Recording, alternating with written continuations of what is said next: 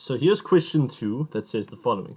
Question 2 says, the scatter plot below shows the number of heaters a company sold per month and the average temperature of that month in a year. Okay.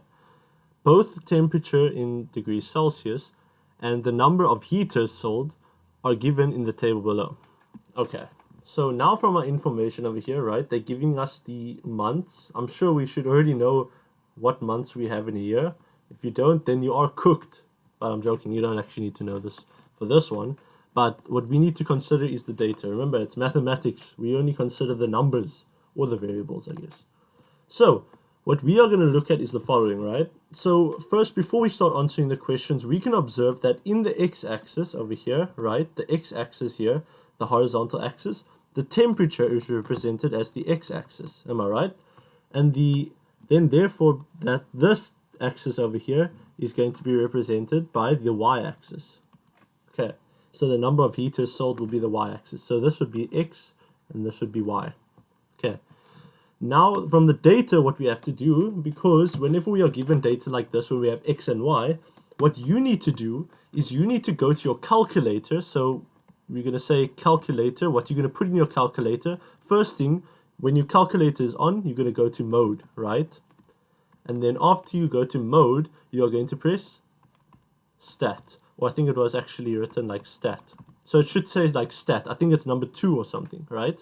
The reason why I'm not going to show you now is because I already have the data on the calculator right now. So the second step would be to, when you're on stat, right, it's going to show you a whole bunch of options, right? And whichever option you see where it says A, I think it was AX plus B or something, right? It should show something like that. Then you have to press that one. And then our third step over here is we are going to have a whole set of like X and Y, right? We're going to have something like that. So you're going to input all of the temperatures over here into the, so this would be the temperature data, every single temperature data.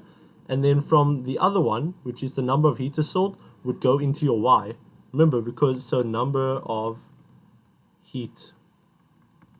So number of heaters would go in the Y. And just make sure that they're all lined up together. So you're going to have to read it from left to right. Not right to left. Okay.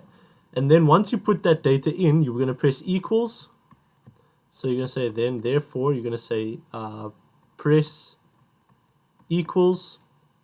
And then your fifth step is going to be, sorry, not equals. You have to press AC on your calculator.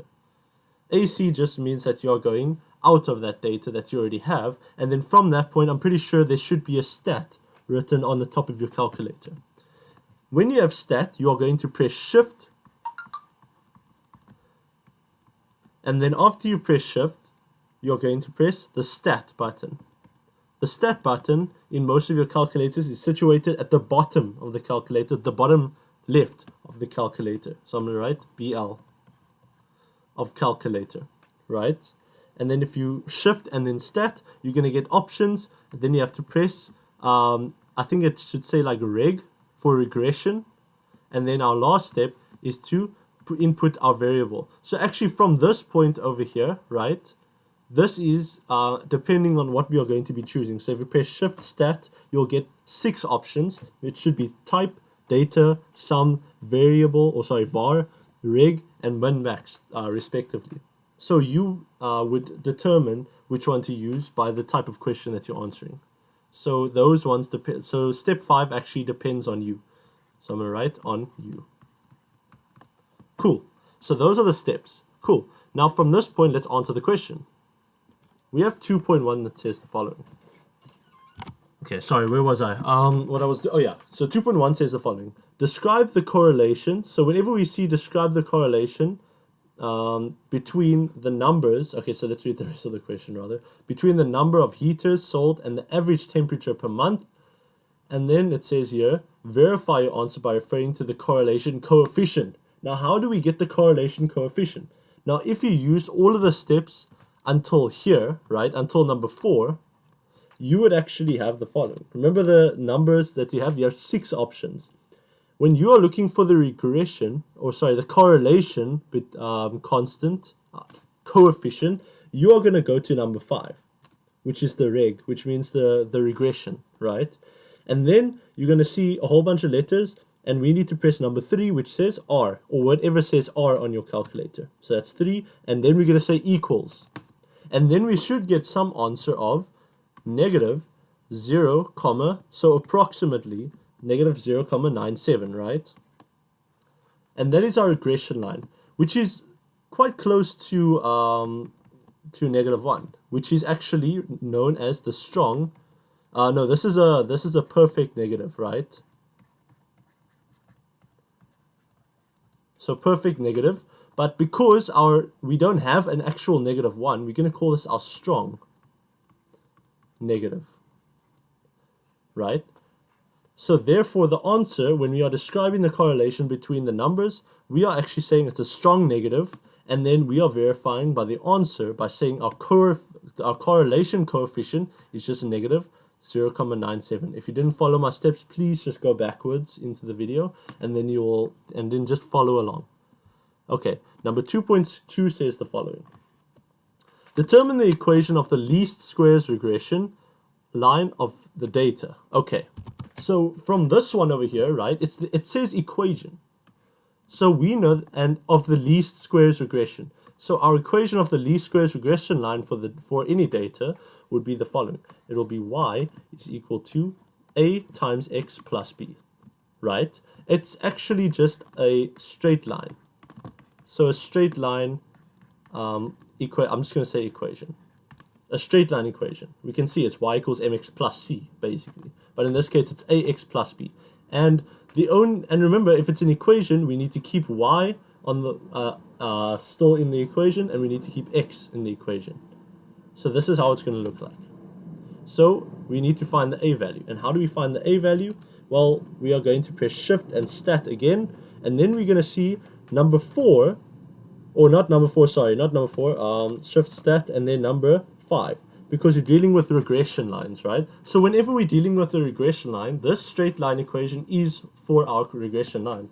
And you can see we have number 1 and 2 that says a and b respectively. So let's press on a, which is number 1, and say equals, and we'll get an answer where a is going to be equal to 104. So let's just say approximately, sorry. You must always approximate your answers over here. And in this one, they didn't actually tell us how much we must approximate. So let's say 104, 795. But let's not approximate it. Let's actually say this is equal to that, right? Let's not approximate it, because we're going to have the values anyway, right? And then we have b, which is going to be equal to, if we put it on the calculator here, shift stat, and then number 5, then it's going to be number 2, which is b. We say equals, and we get negative 3, 819, ... So therefore, we're going to say, okay, you know what? Let's just approximate it, right? So this would be 82. This would be 80. And then therefore, our equation will look like y is equal to 104, 80 x minus 3, 82. And therefore, that is our answer for number 2.2. Okay, so I would re-record this video, but I realized my mistake over here, that the equation is not x minus, it's not anywhere close to our straight line equation. It's actually something like this, right? So we have a, so I'm going to write the x here, and I apologize for this. We are going to have y is equal to a plus b times x. That is our equation, and I completely disregarded that one. So please forgive me. We're learning together over here. And once again, it has been a little bit of time since I've done these type of questions, but I still understand how to answer these questions. So let's look at number 2.3, right? 2.3 says the following. Because I was looking at it again, I was thinking, what on earth is going on here? That doesn't look right. And even on the calculator, I also looked at it again. It was a plus bx. That was the equation. Y is equal to a plus bx. Number 2.3 says, predict the number of heaters sold for a month where the average temperature is 20 degrees Celsius. So we need to determine the number of heaters sold which is going to be a part of our y-axis, if you can remember, and our temperature is going to be a part of our x. So we are given the x value, which we need to plug in. So it's going to be y is equal to 104,80 minus 3,82 multiplied by 20, and then we'll get an answer of the following. We are going to get an answer of y is equal to 28,4. And remember, it's what is the predict the number of heaters sold. So we can't have 28,4 heaters. So therefore, we're going to say that y is approximately 28 heaters. Okay. And now let's do number 2.4. So 2.4 says the following. So 2.4 says the following. It is going to be draw the least squares regression line on the grid given in the answer booklet. Okay, so let's look at this, right? This is a weird equation because if we were to look at our regression line in this case, right, we would have this would actually be our gradient, and this is our input, right? And then this would be our other value. But let's not focus on that equation right now. Let's look at what the equation would be. So this is how we're going to put the equation in. And I'm going to use this because I think in the answer booklet you were supposed to do it. So on the sketch, we're going to have a line of regression it at least has to go through 2 points on the graph, by the way. So that is what I can remember. If it doesn't go through 2 points, then I'm pretty sure they're going to mark it as incorrect. And it has to start by our domain. It has to fall within our domain as well. That was also another part of the criteria that I remember that it has to be in. So it's going to be, so you can see 100 is the highest. And then what is the lowest? The lowest is going to be in the y, remember? So the lowest is going to be 6. So the lowest is here, and the highest is actually here. But remember, we need to draw our line of best fit, which is our regression line. And let's say it goes through 2 points.